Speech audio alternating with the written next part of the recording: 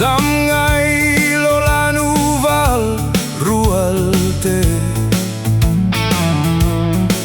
Lai tuol kalenge Brisbane khau pui sum tuala Sui lung ruala matiang son zeling Sem dam dam Sem dam dam Ai bil ti ti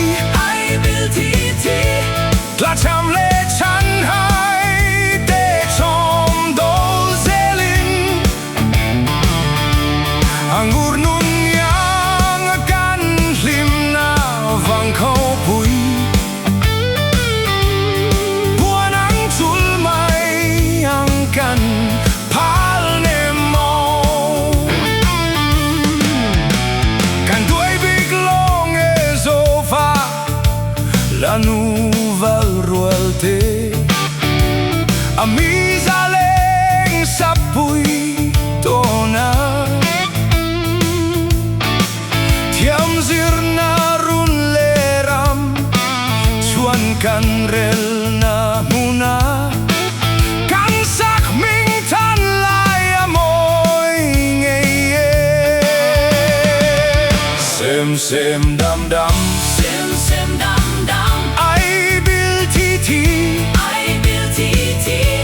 Tla cham le chan hai te chom dol zelin Angur nun yang kan lim na vang khâu pui Puan ang chul mai ang kan pal ne mo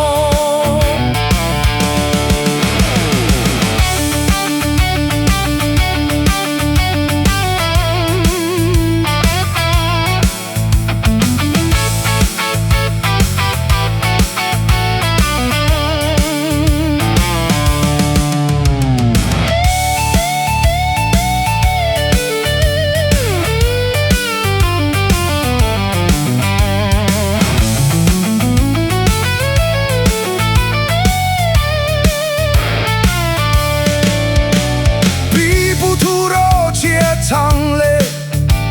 thar tên vong zelin Do nun ze moi tlonum ngai na lu Rialang dai tham ral mai an kan pal nemo Buanang pomin kan joy vuol zeldon Sem dam dam Sem dam dam Ai bil ti ti Tla cham le chan hai te chom dol zelin Angur nun yang kan lim na vang khâu pui Puan ang chul mai ang kan